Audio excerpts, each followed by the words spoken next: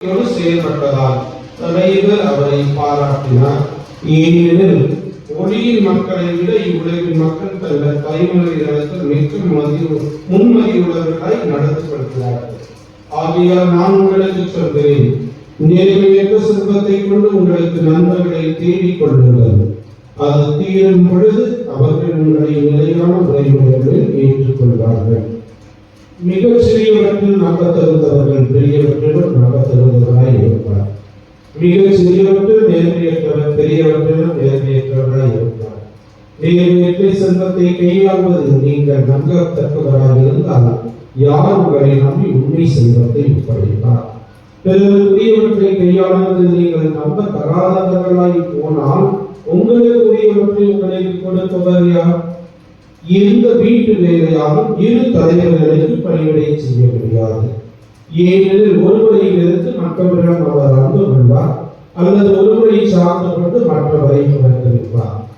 நீங்கள் கடவுளுக்கும் செல்வத்துக்கும் பணிவிடை செய்ய முடியாது. ஆண்டவரின் அருள்வாக்கு.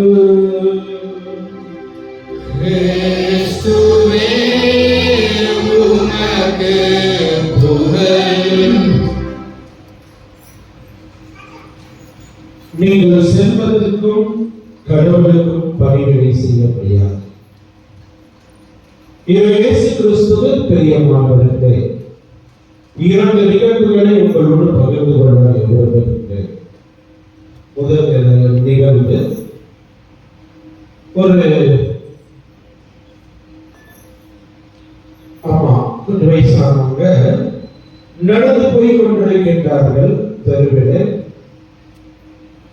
திடீரென்று பார்த்தால் ஒரு பெரிய தங்க கட்டி வந்து அங்க கிடக்கிறத பார்க்கிறாங்க. சுத்தி முத்தி பார்க்கறாங்க, யாருமே பார்க்கல அப்படின்ட்டு அதை எடுத்து தன்னுடைய பேக்ல போடுகின்ற போது ஒரு திருடன் ஓடி வருகின்றார். மணி எடுத்தது நான் பார்த்துட்டேன், அந்த பாதி எனக்கு கூட அப்படின்ட்டு. அந்த நமக்கு பக்கத்து வெயிட் வந்து கொஞ்சம் நிறைய இருக்கிற மாதிரி தெரியுது. அதாவது அது எப்படியும் ஒரு 2 கிலோவாவது தேவை. 2 கிலோ தட்டம். இதுக்கு என்ன விலை?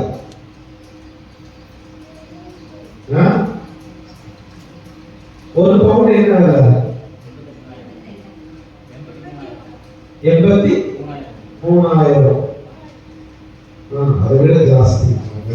ஓகே, எது எப்படி இருந்தாலும் 83,000 கூட இதுனா 2 கிலோ மேல தேவைமே அப்படின்ட்டு அவங்களுக்கு கொடுக்க வாங்கவில்லை. ஆனால் இவரும் நான் பார்த்துக்கிட்டே நான் போலீஸ்ல போய் சொல்லிடுறேன் அப்படின்ட்டு.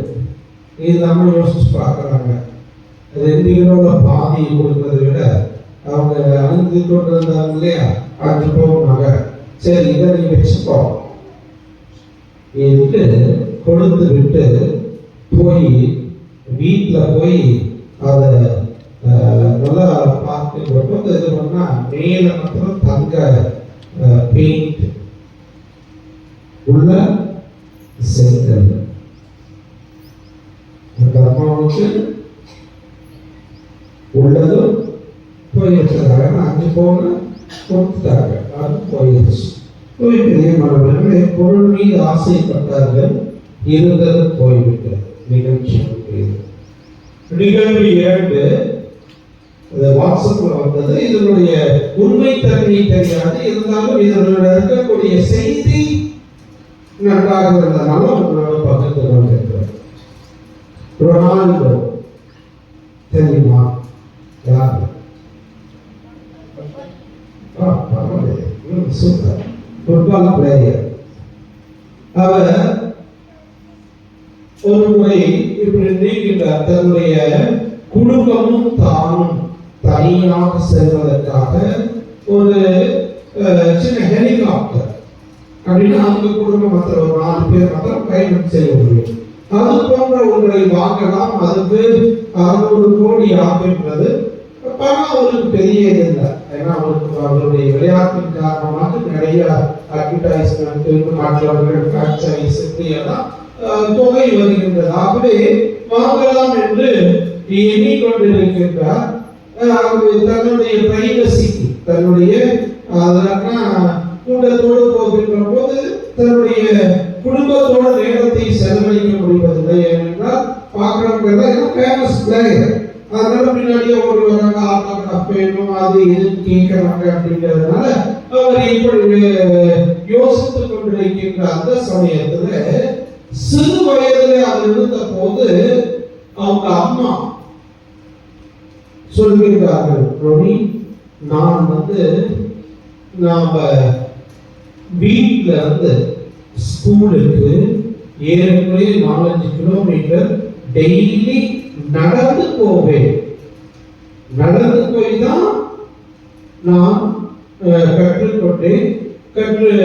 இன்னைக்கு உடைய இந்த நிலைமைக்கு இருப்பேன் அப்படின்ட்டு வந்து சொல்லுவாங்க. அதுக்கடி சின்ன வயசுல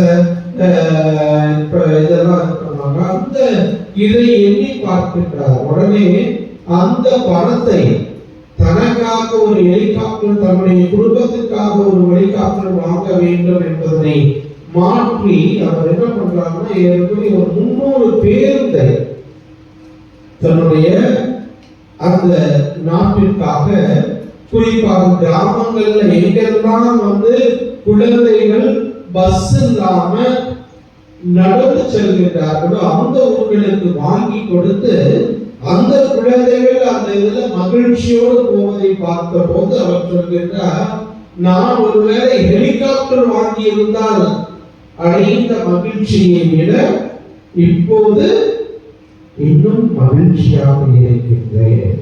பிறருக்கு கொடுக்கின்ற போது அது நமக்கு நிறைவான மகிழ்ச்சியை கொடுக்கும் என்பதை இந்த நிகழ்வானது நமக்கு எடுத்துக் கூறுகின்றது. பிரியமானவர்களே, இப்ப இறை வார்த்தைக்கு வருகிறது.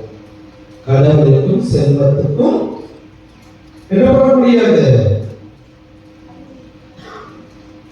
இறைவார்த்தை பணிவிடை செய்ய முடியாது. அதுதான் கடைசியா வார்த்தை, இறை வார்த்தை. இந்த நற்செய்தி 16ஆம் அதிகாரம் 1 to 13 வரை உள்ள வசனமாக இருந்தாலும் கடைசி பஞ்ச் இதுதான்.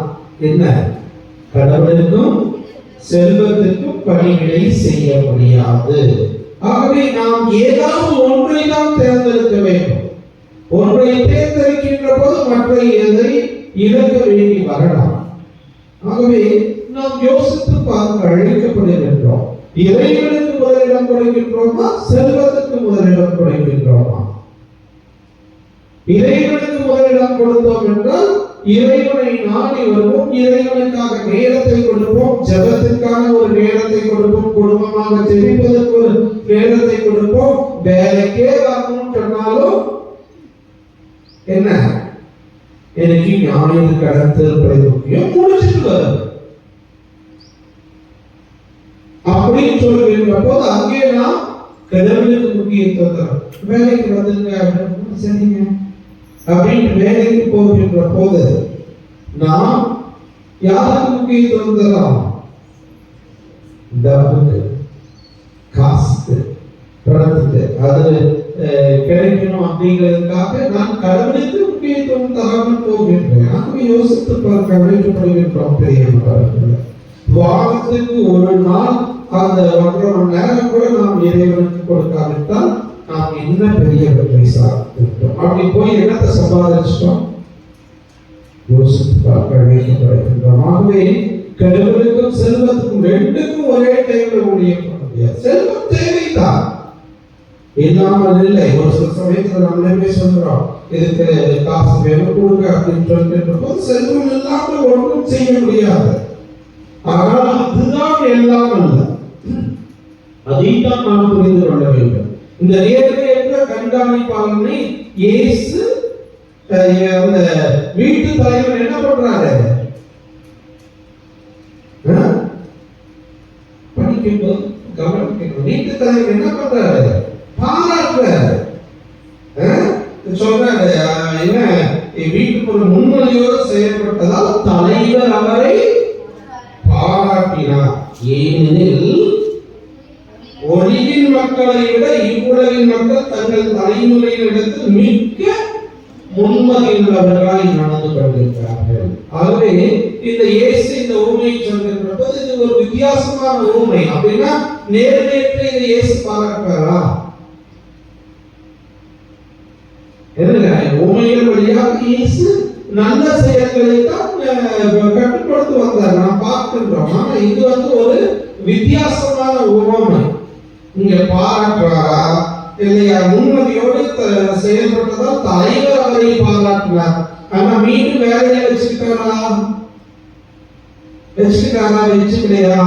அப்படிங்கிறது கடவுளுக்கும் நமக்கும் இல்ல உறவை பொறுத்து இருக்கின்றது என்பதை தான் இந்த ஓமையானது நமக்கு மிக அழகாக குறித்து காட்டுகின்றது பெரியமானவர்களே. ஆகவே நாம் நேர்மையோடு நடந்து கொள்ள வேண்டும், முன்மதியோடு நடந்து கொள்ள வேண்டும். அதை பொறுத்து தொடர்ந்து சொல்கின்றார், நேர்மை என்ற செல்வத்தை கொண்டு உங்கள் நண்பர்களை தேடிக் கொள்ளுங்கள், ஏனென்றால் செல்வம் இழந்து போகும்.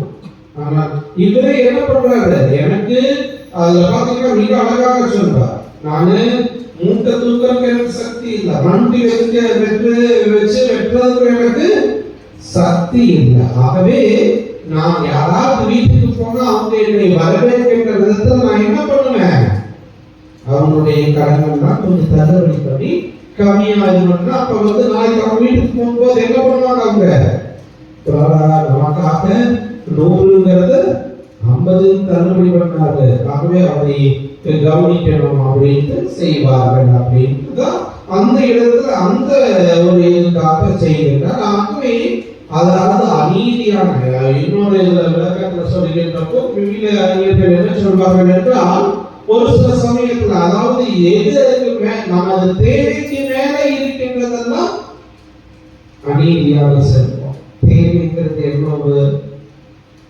வரையறுக்க முடியாது. ஆகவே பெரியவர்களே, இந்த நம்மால் முடிந்த நற்செயல்களை செய்ய வேண்டும். கடவுளுக்காக செய்கின்ற போது கடவுள் நம்மை காப்பார், கடவுள் நமக்கு வெளிப்படுத்துவார், கடவுளுக்கு நாம் முதலிடம் கொடுக்க வேண்டும். அதைத்தான் மிக அழகாக ஆமோஸுடைய நூலில் இறைவாக்கினர் நூல் மிக அழகாக சொல்கின்றார்.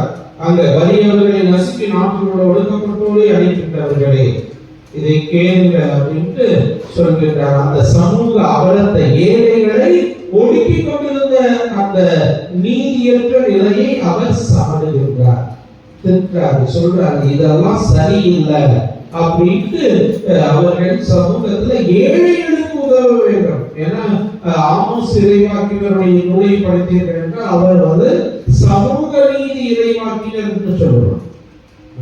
சமுதாயத்துல நீதி இருக்க வேண்டும். அதே போலவே அவர் பார்த்தோம்னா வடநாட்டுல தென்னாட்டிலிருந்து வடநாட்டிற்கு போய் இறைவாக்கு உரைப்பார். அவர் ஒரு விவசாயி, அத்திமரத்தை இது பண்ற வேலை, இது போன்ற வேலையை செய்து கொண்டிருந்தவர். இவர் போய் அங்க போய் சொல்றாரு. ஏன்னா அவங்க செழுமையில் அந்த காலத்துல அந்த 7ஆம் நூற்றாண்டுல இவர் வாழ்ந்த அந்த சமயத்துல செல்வர்கள் நிறைய பேர் இருந்தார்கள், ஆனால் ஏழைகள் இருந்தார்கள். ஏழைகளை இன்னும் ஒடுக்கினார்கள். ஆகவே அதைத்தான் கண்டிக்கின்றார், கண்டித்து சொல்கின்றார், இந்த செயல்களுக்காக நீங்கள் தண்டிக்கப்படுவீர்கள். ஆகவே ஏழைகளுக்கு உதவ வேண்டும் என்கின்றதை மிக அழகாக ஆமோஸ் இறைவாக்கினர் எடுத்து கூறுகின்றதை நாம் முதல் வாசகத்தில் கேட்கிறோம். ஆகவே அப்படிப்பட்ட கடவுளுக்கு முதலிடம் கொடுத்து அடுத்த மனிதர்களிடத்துல கடவுளை காண்கின்றவர்களாக நாம் வாழ்கின்ற போது இன்றைய 2ஆம் வாசகத்துல பவுல் தீமோத்தேயுவுக்கு எழுதிய முதல் திருமுகத்துல தொடக்க வார்த்தையை சொல்கின்றார். 2ஆம் அதிகாரம் தொடக்க வார்த்தை என்ன? அனைவருக்காகவும் மன்றாடுங்கள், இறைவனிடம் வேண்டுங்கள், பரிந்து பேசுங்கள், நன்றி செலுத்துங்கள். முதலில் நான் உங்களுக்கு கூறும் அறிவுரை இதுவே அப்படின்னு சொல்லி இதை பற்றும் கண்ணியம் என்றவர்களா அப்படின்னு சொல்றார்.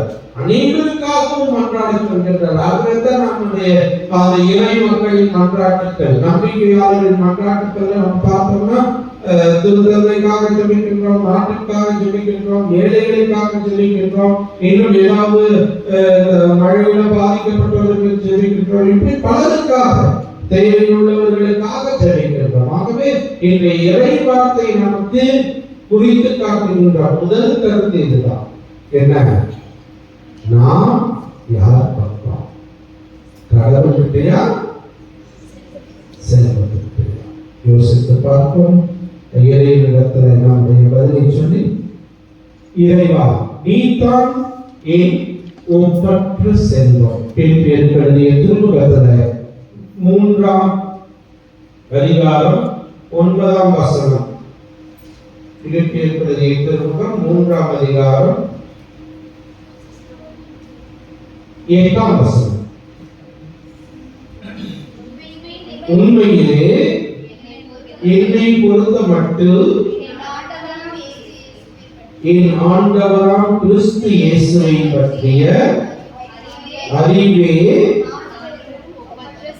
நான் பெறும் ஒப்பற்ற செல்வம். எது ஒப்பற்ற செல்வம்?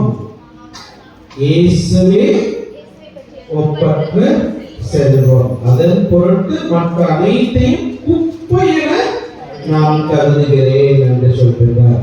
மத்தேயு நற்செய்தியில் 6ஆம் அதிகாரத்தில் மிக அழகாக இயேசு சொல்வார். மத்தேயு நற்செய்தி 6ஆம் அதிகாரம் 19ஆம் வசனம், 20ஆம் வசனம், 21ஆம் வசனம். அதுல பார்த்தீங்கன்னா, உங்களுக்கென செல்வத்தை சேமித்து வைக்க வேண்டாம் இந்த உலகத்துல, மண்ணுலகில். ஏன்னா இங்க பூஜ்ஜியம் துருவும் அழித்துவிடும், திருடுகளும் அதை கண்ணமிட்டு திருடுவர். ஆனால் விண்ணுலகில் உங்கள் செல்வத்தை சேமித்து வையுங்கள். அங்கே பூச்சியோ திருவோ அழிப்பதில்லை, திருடரும் கண்ணமிட்டு திருடுவதில்லை.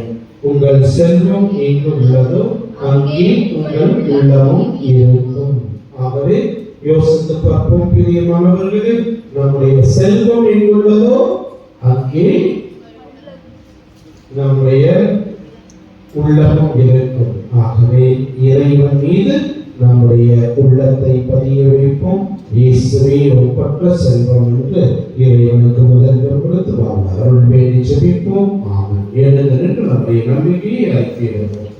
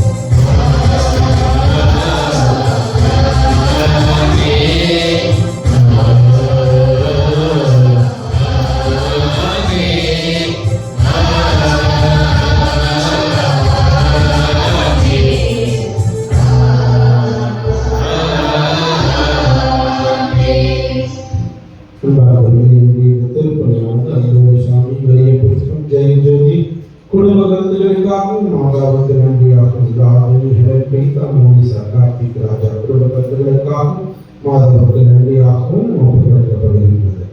இதோடு நம்முடைய கருத்துக்களை இணைத்து இப்போது நாம் நம்பிக்கையாளர்களுடைய கொண்டாட்டத்தில் நம்முடைய கொண்டாட்டங்களை ஒப்புக் கொடுப்போம்.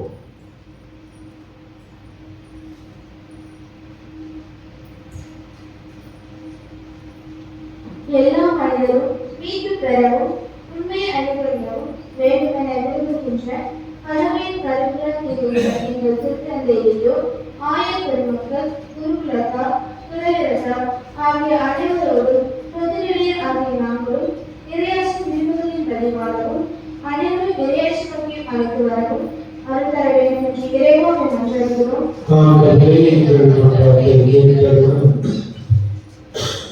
அரசர்களுக்காகவும் உயர்நிலையில் உள்ள எல்லா மனிதர்களுக்காகவும் மன்றாடுங்கள்.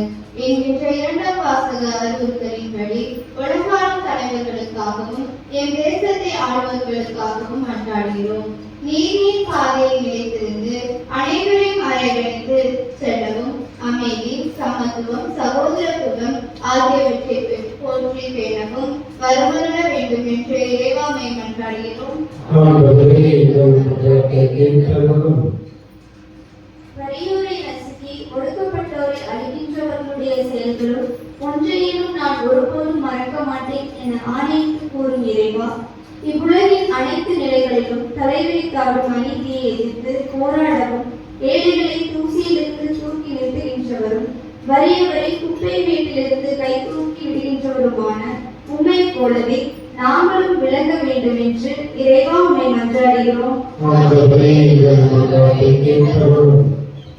வசதியாக வாழ்வதற்கு தேவையான செல்வத்தை திரட்டுவது உழைப்பாய் இருக்கும் நாங்கள் எல்லோரும் நேரிய வழிகளை குறிப்பிட்டவும் ஈட்டிய பொருளை கொண்டு நிலையான உறைவிடங்களை நண்பர்களை தேடிக்கொள்ளவும் உரிய மக்களுக்குரிய முன்மதியோடு செயல்படவும் தேவையான அருந்தர வேண்டும் என்று இறைவா மன்றாடுகிறோம்.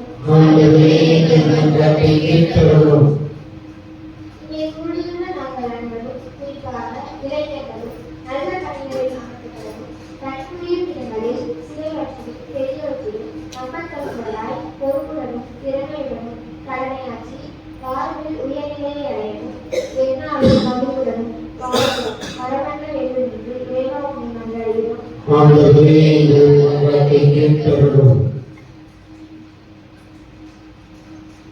நம்முடைய தனிப்பட்ட தேவைகளுக்காக மௌனமாக ஜெபிப்போம்.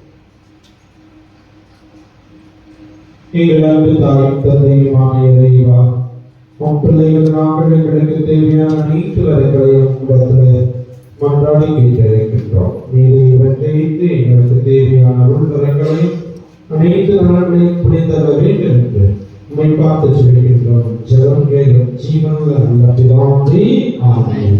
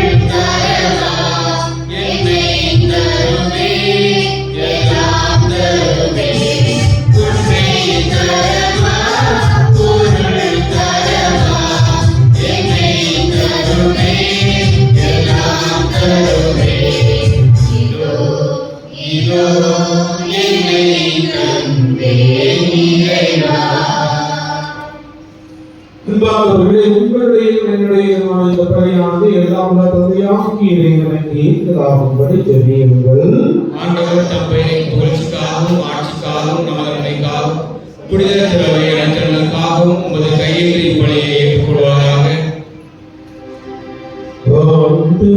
மக்களின் காணிக்கைகளை கைவிடுவது நம்பிக்கையோடு பக்தியோடு அவர்களை அறிக்கையிட்டார். அவர்களை பெற்றுக் கொள்வார்களாக.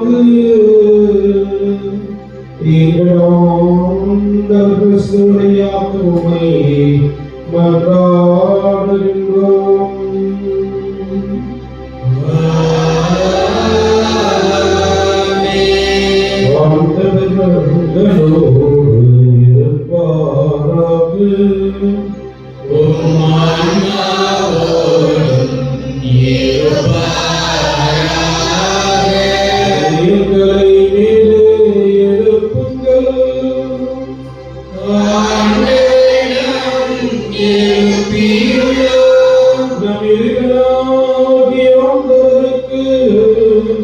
நன்றி கூறுவோம்.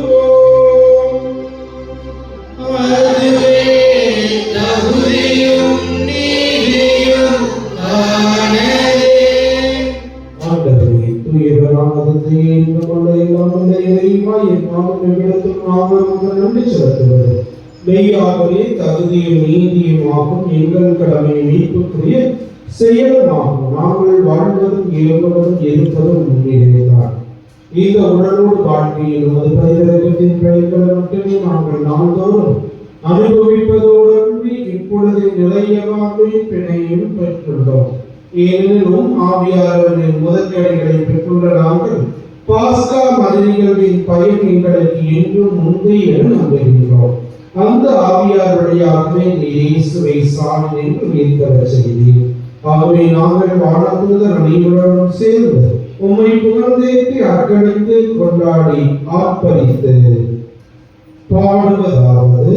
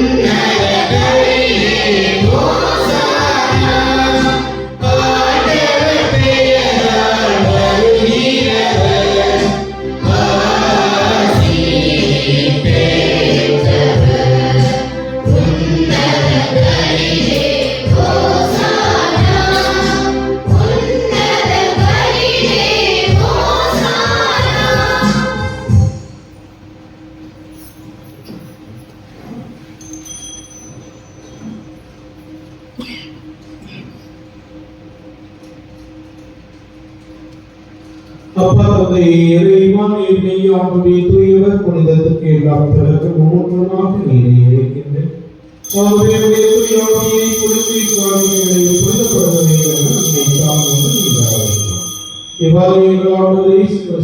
உடலும் ரத்தமுமாக எங்களுக்கு இவை மாறலாம்.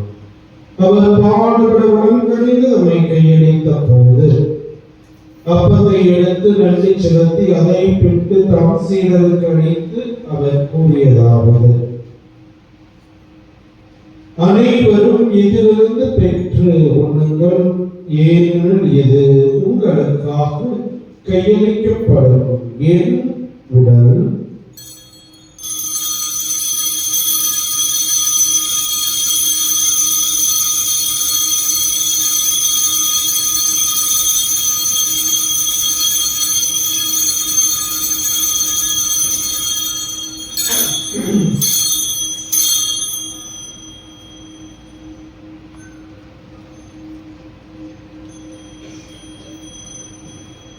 அவனமே இரவு விருந்தை அருந்திய பின் கிண்ணத்தை எடுத்து மீண்டும் உமக்கு நன்றி கூறி தம் சீடர்களுக்கு அளித்து அவர் கூறியதாகும்: அனைவரும் இதிலிருந்து பெற்று பருகுங்கள், ஏனெனில் இது புதிய நிலையான உடன்படிக்கைக்குரிய என் இரத்தத்தின் கிண்ணம்.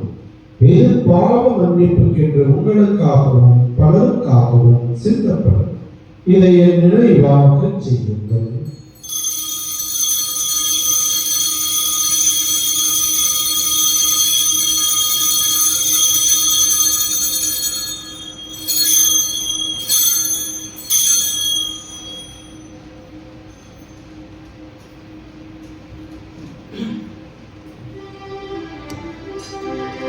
நம்பிக்கையின் மறைபொருள் ஆண்டவரே, நீர் வருமளவும் உமது இறப்பினை அறிக்கையிடுகின்றோம். உமது உயிர்ப்பினையும்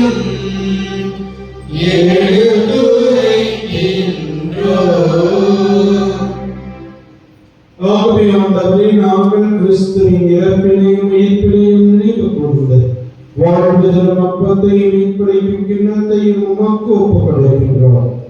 திருமணம் நமக்குடைய பிரிய தருந்தவர்களை நீங்கள் ஏற்றுக்கொண்டே, எனவே உமக்கு நன்றி செலுத்துகின்றோம். மேலும் கிறிஸ்துவின் உடலிலும் இரத்தத்திலும் பங்கு கொள்ளும் எங்களை தூய ஆவியார் ஒன்று சேர்க்க வேண்டும் என உம்மை தாழ்மையுடன் நன்றாடுகின்றோம். ஆண்டவரே, உலகெங்கும் பரவி இருக்கும் உனது அவையை நினைவு கூர்ந்தாலும் சிறப்பாக எங்கள் திருத்தந்தை இதையோ எங்கள் ஆயர் தாமஸ் சீனிய திருநிலை ஆகிய அனைவரோடும் உமது அவை அன்பின் நிறைவை பெறச் செய்தவர்களும் தாயும் தந்தையுமான இறைவா, இந்த காலை வேளையிலே இந்த பணிப்பிடத்தை சூழ்ந்திருக்கின்ற இந்த பிள்ளைகளை இந்த திருப்பணியை ஒப்புக்கொடுக்கின்றவர்கள் இன்னும் யாருக்காக செலுக்கின்றோமோ அவர்கள் ஒவ்வொருவரையும் ஆசீர்வதி. இன்று தங்களுடைய பிறந்த நாள், பெயர் கொண்ட திருநாள், திருமண நாள் போன்ற வாழ்வின் முக்கிய நாட்களை கொண்டாடுகின்ற பிள்ளைகளை நேரே ஆசீர்வதி. மேலும் உயிர்த்தல் எதிர்நோக்குடன் துயில் கொள்ளும் எங்கள் சகோதர சகோதரிகளையும் எங்களுடைய குடும்பங்களிலே மறைத்தவர்கள், உற்றார், உறவினர், நண்பர்கள், உபகாரிகள் யாரும் யார் ஆன்மாக்களையும் இருக்கின்ற ஆன்மாக்களையும் நினைவு கூர்ந்து உடைமைக்கும் உத்தரவும் ஏற்றுக்கொண்டும் எங்கள் அனைவர் மீது இரக்கமாயிரும். இறைவனின் கண்ணில் தாயான தூய மாற்றமிக்க புனித மரியா, தூய யோசேப்பு, புனித திருத்தூதர்கள், இந்த புனித அணிகளோடு நாங்கள் நிறைவாழ்வில் பங்கு கொள்ளும் தகுதிகள் திருமணி இயேசு கிறிஸ்து வழியாக புகழ்ந்தேற்றும் மரபரோடு உம்மை நன்றாடுகின்றோம்.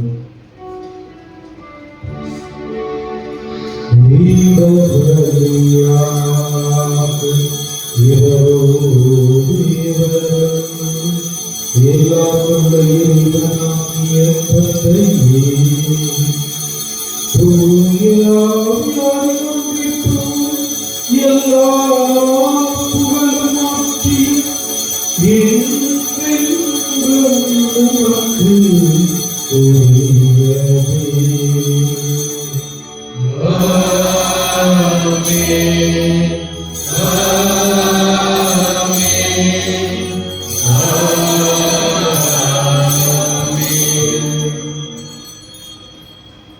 இறைவனுடைய அரசு உடைய இறை தந்தையை நோக்கி நாம் செல்வோம்.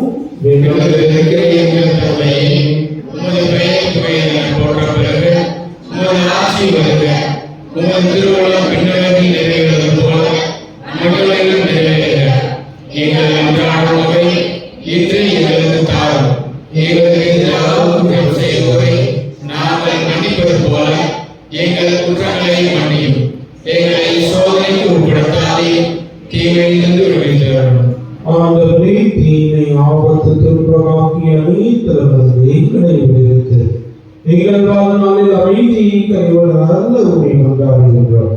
உமது இரக்கத்தின் உதவியால் நாங்கள் பாவத்திலிருந்து எப்போது விடுதலை பெற்று யாதொரு கலக்கமுமின்றி நலமாயிருப்போமாக. நாங்கள் எதிர்நோக்கி இருக்கும் பேருந்ததற்காக மீட்பராகிய இயேசு கிறிஸ்துவின் இரண்டாம் வருகைக்காகவும் எதிர்நோக்கி இருக்கின்றோம். ஏனெனில் ஆட்சியும் வல்லமையும் ஆட்சியும் என்றென்றும் உமதே. ஆண்டவரே இயேசு கிறிஸ்துவை அமைதியை உங்களுக்கு விட்டுச் செல்கின்றேன், உலகத்தினுடைய அமைதியை நான் உங்களுக்கு தருகின்றேன் என்று திருத்துவதற்கு முடிந்தது. எங்கள் பாவங்களையும் பலவீனங்களையும் பாராமல் திறமையிடம் நோக்கி எங்களுக்கு அமைதியும் ஒற்றுமையும் அன்பையும் மகிழ்ச்சியும் தந்த நம்புவீரா என்றென்றும் வாழ்ந்து ஆட்சி செய்கின்ற நீதி. ஆண்டவருடைய அமைதி உங்கள் அனைவரோடும் என்றும் இருப்பதாக. ஒருவருக்கொருவர் அமைதியை நாம் பகிர்ந்து மகிழ்வோம்.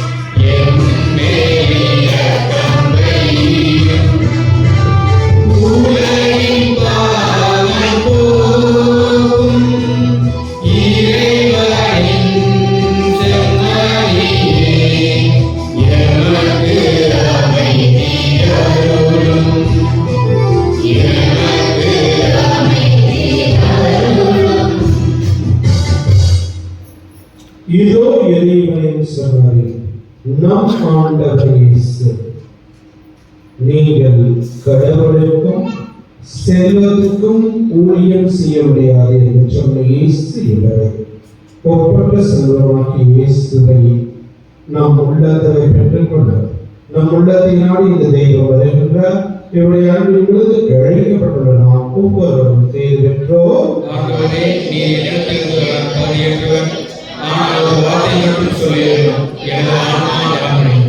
கிறிஸ்துவை திறத்தமும் நம்முடைய காத்து. ஆமென்.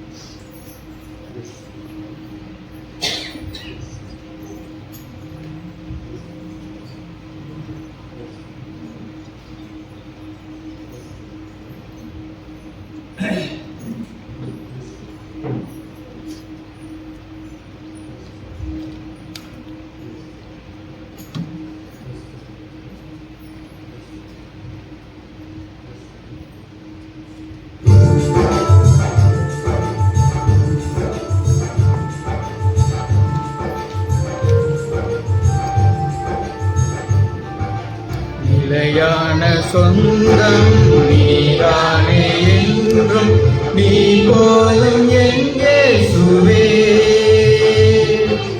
அயராது என்றும் மனைகின்ற செல்வம் நீ போதும் என் இயேசுவே. ஒளியாக நீயும் இலையாக நானும் பிரியாதவர் வேண்டுமே.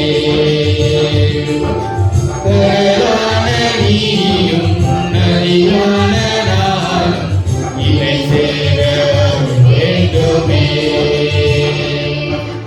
உனைக்கான என் விழிகள் உனை தேடுமே. உனையன்றி என் வாழ்வு குளிர் போன்றதே. உனைக்கான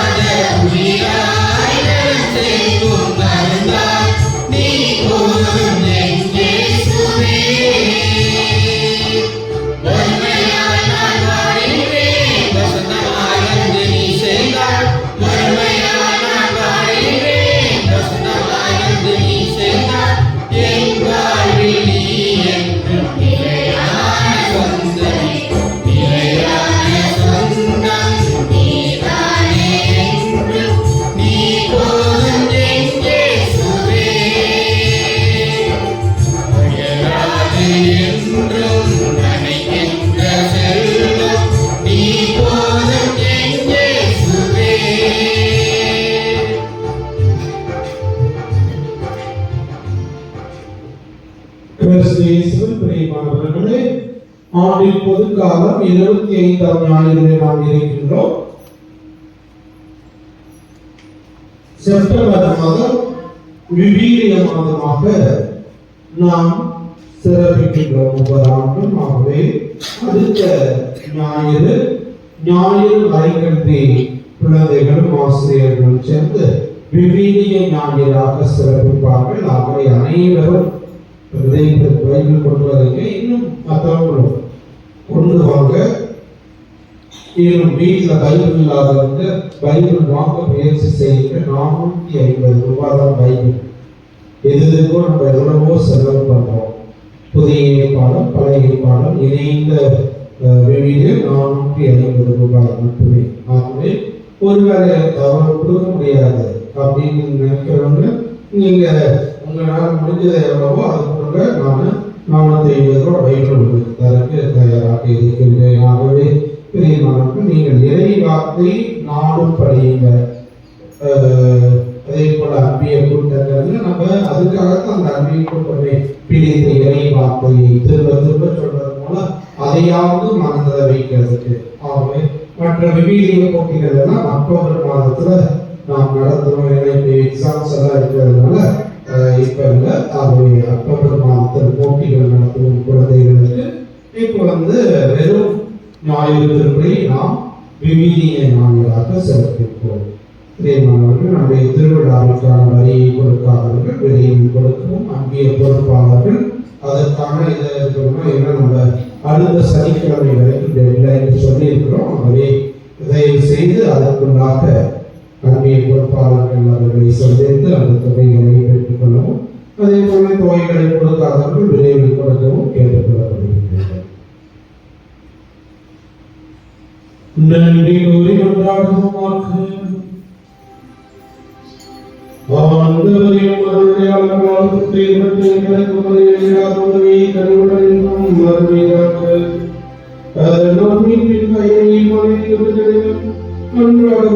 நாங்கள் பெற்றுக் கொள்வோமாக. ஒப்பற்ற செல்வமாக இன்று வாழ அருள்தார். எங்கள் ஆண்டவர் கிறிஸ்து வழியாக உம்மை மன்றாடுகின்றோம்.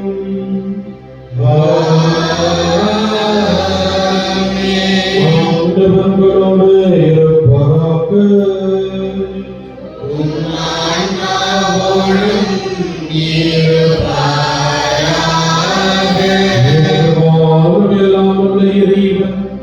தந்தை, மகன், தூயாவியார் உங்கள் அனைவரையும் ஆசீர்வதிப்பாராக.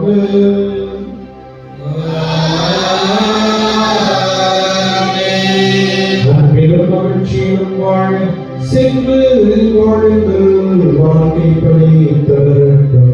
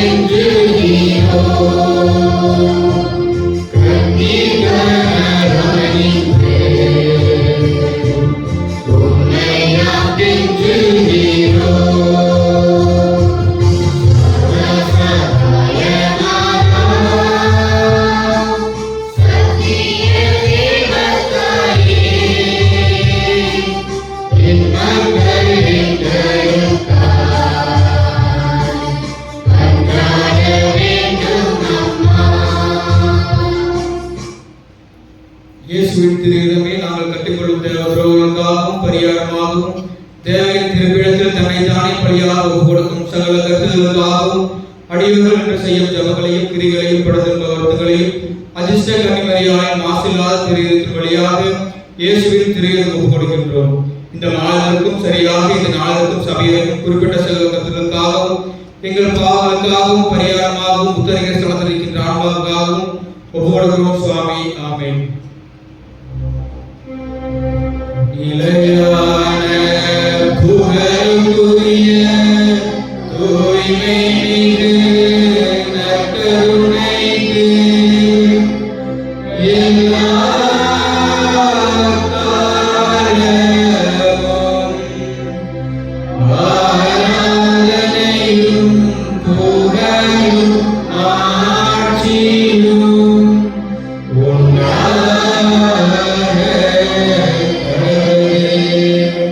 இயேசுவுக்கே புகழ், இயேசுவுக்கே நன்றி. மரியே வாழ்க.